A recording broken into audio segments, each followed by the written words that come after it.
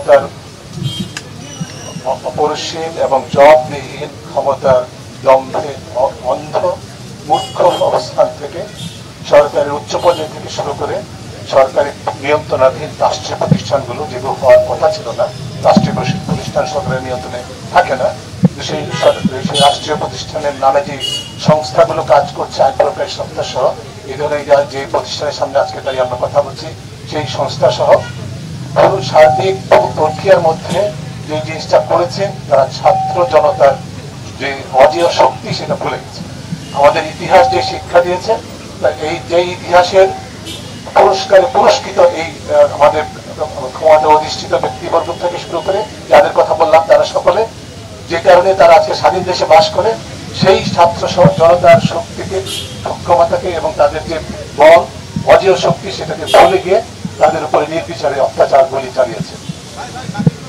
এবং শুধু তাই নয়, একইভাবে উচ্চ পর্যায় থেকে শুরু করে এই সমস্ত প্রতিষ্ঠানগুলো মিথ্যাচারের আশ্রয় নিয়েছে, প্রতারণার আশ্রয় নিয়েছে, প্রতিটা পর্যায়ে প্রতিটা বিষয়ে জনগণকে মূর্খ মনে করেছে, অথচ নিজেরা যে মূর্খতার পরিচয় দিচ্ছে সেটা তারা ভুলে গেছে।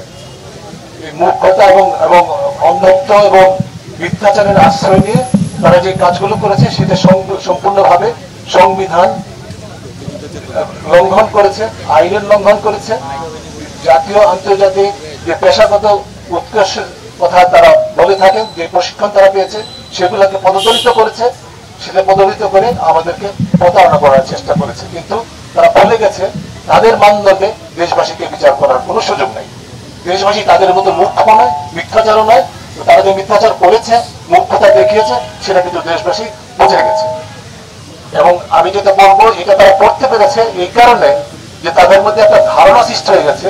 তারা এতদিন পর্যন্ত আজকে যে ঘটনাকে কেন্দ্র করে আমরা শুধুমাত্র এই 6 জনকে আটকের বিষয়টা না, সার্বিকভাবে যে পরিস্থিতি সৃষ্টি করেছে এই সংস্থাগুলো, তার পেছনে যে মূল বিষয়টা সেটা হচ্ছে যে দীর্ঘকালীন প্রক্রিয়ার মাধ্যমে তাদের মধ্যে একটা ধারণা সৃষ্টি করে ফেলেছে। তারা নিজেরা সম্পূর্ণ ভুল ধারণা, আমি বলছি সেই ধারণা হচ্ছে তারা বিচারহীনতা উপভোগ করতে পারবে চিরদিন।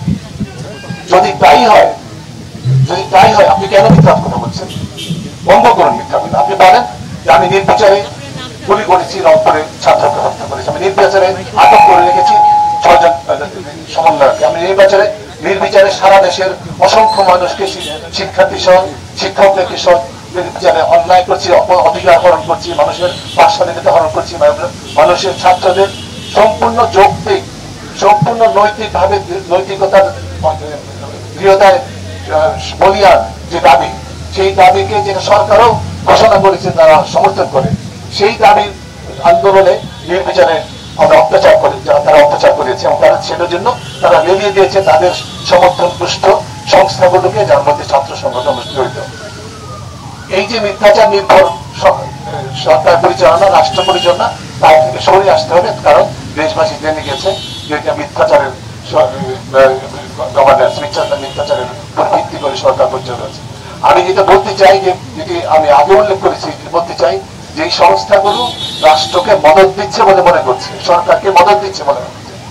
তারা মনে করছে সরকারি ভিত্তি, তারা সরকারও মনে করছে তাদের ভিত্তি, ক্ষমতার ভিত্তি, কারণ সেখানে জনগণের কোনো উপস্থিতি নাই।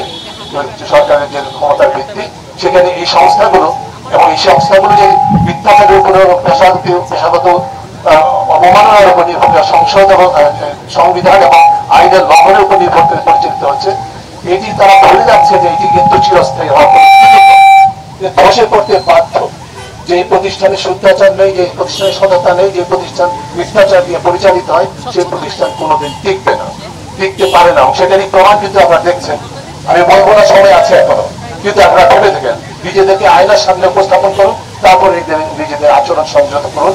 এবং দেশ ইতিমধ্যে জামানা হয়েছে, প্রতিটি নাগরিক যাদেরকে নির্বিচারে আটক রাখা হয়েছে, প্রতিটি শিশু সহ, যারা অপ্রাপ্ত বয়স্ক সহ, শিক্ষার্থী সহ, শিক্ষকদের সহ, সাধারণ মানুষ সহ যাদেরকে আটক রাখা হয়েছে, যাদের উপর নির্বিচারে হত্যা করা হয়েছে, সকলের ন্যায় বিচার নিশ্চিত করুন, আটকদেরকে মুক্ত দিন। এবং এখানে যেটি বারে বারে বলা হচ্ছে, এটা আন্তর্জাতিক সম্পূর্ণ নিরপেক্ষ জাতিসংঘের তত্ত্বাবধানে তদন্ত সাপেক্ষে সমাধানের উপায় চেষ্টা করুন এবং বিচার নিশ্চিত করার চেষ্টা করুন।